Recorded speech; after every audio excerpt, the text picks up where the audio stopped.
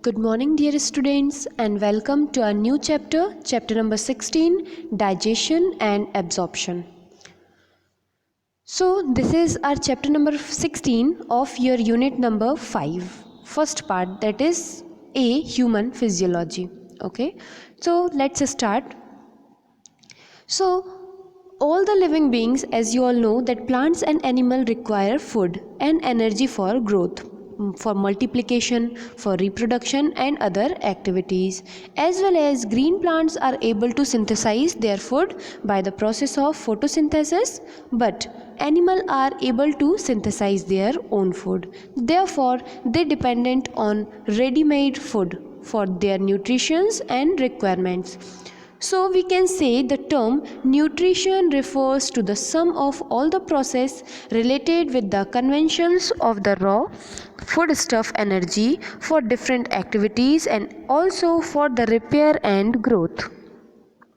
Or in other words, we can say nutrition is the study of the nutrients in food, how the body use them, and relation between diet and health and diseases. Okay, so let's see the different types of nutrition in animal. So in animal, we already know that in plant photosynthesis takes place. By the photosynthesis process they used to make their food. But whenever we are talking to about animals, so they having different types of nutrition. So let's see. So animal have no chlorophyll, right? Therefore they are unable to synthesize their food.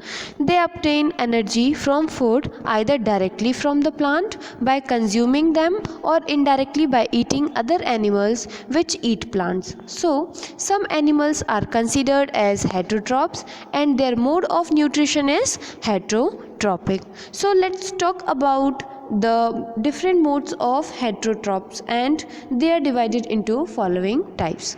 So first we having is holozoic nutrition. See, holos means whole and zoic means animal. So that means whole animals. Okay. So in this case, the organisms feed executively on the solid organic food material. The food material may be a whole plant or a whole animal or their part. So this mode of nutrition is found in all the free living animals, that including us also. So in this type of nutrition, organism take in the food in their body through a definite path, that is known as ingestion. Okay, ingestion means the process of taking food. Okay, or we can say the process of taking food or take drink inside our body. Okay, so that is known as ingestion. Now next we having is this food stuff is broken into simple soluble form with the help of enzymes, that is known as digestion. Means breakdown of food stuff is known as digestion.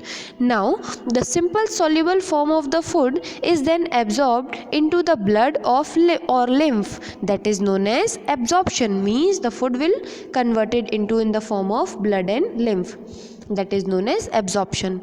And finally the undigested or residue part of the food is removed from the body, that is known as egestion. Okay, so the food in this mode of nutrition may be solid or liquid, and these animals are called as holozoic heterotrophs. Clear? Now again we having main categories, that is herbivores, carnivores, right? Herbivore means herb and to eat. So they feed exclusively on plant. For example, we having cow, horse, deer, etc. right? And carnivores means flesh. Okay, so they kill and prey upon living animals, that is they feed on the flesh of other animal, that is lion, tiger, wolf, etc. we having as an example. Next type of nutrition we having omnivorous, right? Omnis means all. So they feed means they feed both the thing, like plants as well as animal, like cockroach, crows, humans, etc. right? Next we having is scavengers. Scavengers means they only eat dead and decaying animals or material. Okay, now you can read the examples by your book. Okay, now next we having is cannibals, means this type of living organism eat upon the member of their own species, means they can eat the same species member. Okay, now detritivores, that is they feed chiefly on the dead organic matter that is present in the mud, like earthworm, right? Yes. Now insectivorous means those organisms feed upon insects like lizard, frog, etc., right? Now piscivorous, the word pisci is related from fish, so the animals who eat fishes like crocodile, right? Now predators means these feed chiefly upon small animals species like birds, like eagle, kite, etc. Yes. And next we having a sanguivorous means those who are blood sucking animal, like example we having leech. Now next we having is frugivorous. The word frugi is related with fruit, so the animal which feed on fruits and fruit juices. Okay, so in this way we have seen different types of animals under the Holozoic nutrition, right? Now except Holozoic we also having the next, that is known as saprophytic, okay, or saprozoic. So sapro means routine and zoics means animal. So routine, so in this mode of the nutrition, animal first secretes some enzyme to decompose the surrounding or dead or decaying organic materials into simply substances, and they absorb the nutrition through their general body surface. So these organisms are solely depend on the non-living surroundings and organic matters, like example we having is yeast, molds, mushroom. These are the known as saprophytic or saprozoic nutrition. Next we having is parasitic nutrition.